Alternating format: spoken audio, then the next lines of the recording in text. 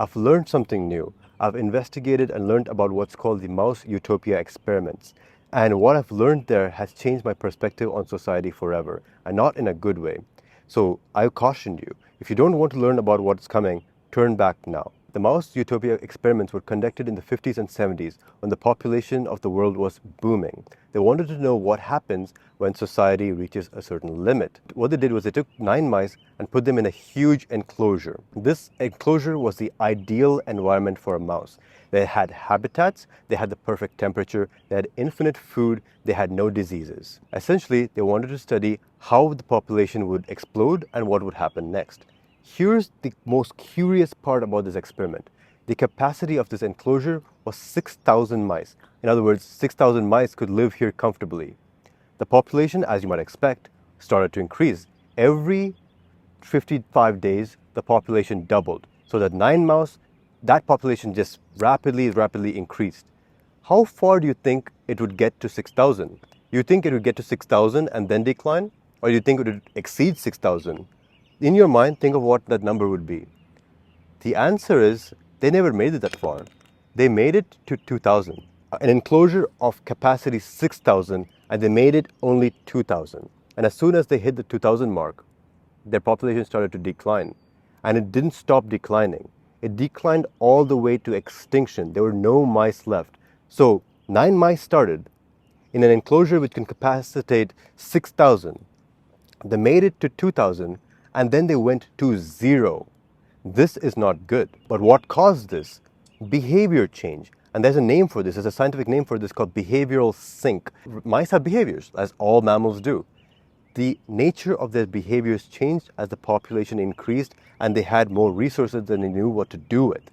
Specifically, male mice changed their behaviors to be more like female mice. Their hormonal states even changed to be more like that of female mice. Same time, the female mice started acting more aggressively like the male mice would have. Their hormone systems also changed. As the population increased and the mice realized there was no dangers, there was no room for struggle, there was no reason to be afraid, an interesting phenomenon arose. An interesting type of male mouse was born. This was called the beautiful one. These were young males who should be at the peak of life. They should be healthy, vigorous, and they should be seeking out mates. But this is not what happened. They would instead isolate themselves and focus on one thing, which was to look better.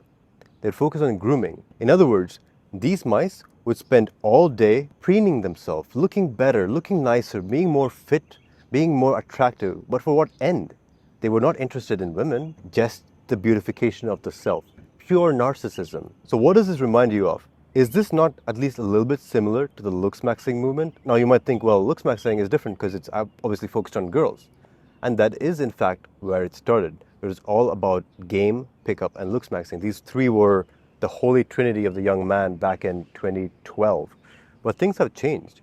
The other 2 parts of this become less important. And the focus has shifted towards pure looks. The black pill has emerged ascendant. The black pill states that in the end of the day, game doesn't matter. The end of the day, behavior doesn't matter. Just the looks matter. This phenomenon started with the basics. Go to the gym, have good hair, have a good fashion sense, smell nice, be attractive. But soon it morphed. The first step in this morph was mewing. The idea that you can actually change your facial structure through behavior patterns. Cool, I'm not against mewing, by the way. I'm just saying this was the next step.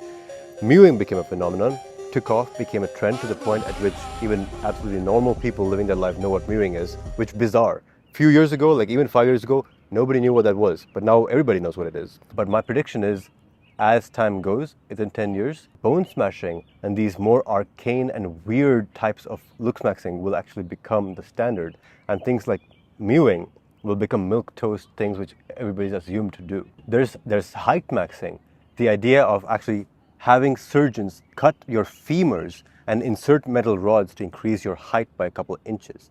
Insane, especially because yes, you gain a couple inches of height, but in so doing, you become less athletically capable. You can't lift anymore. So think about this. So there are guys out there who are sacrificing actual performance for appearance. disgusting behavior. All this is pure theater, it's all just pure performance in front of a camera. It has nothing to do with human beings, it has nothing to do with actual human females.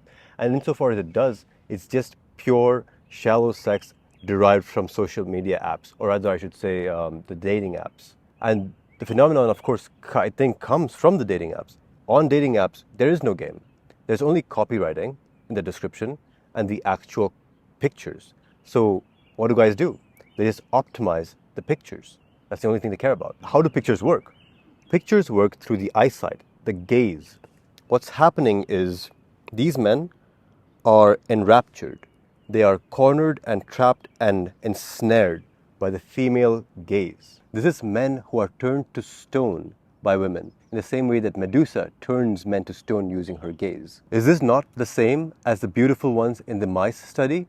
These are mice who didn't care about women anymore, at least female mice anymore, but they instead cared solely about the grooming and becoming pretty. Now you might think, well, this is a mouse experiment. It doesn't apply to humans. Mice dumb, humans smart. Well, has it not already happened? Look at the Roman Empire. After the Chads of Rome built the city, I think it was Augustus who said, I saw Rome to be a city of brick and I made it a city of marble. After those days were past, what did the emperors of Rome look like? They were twinks, elagabalus, literal tranny.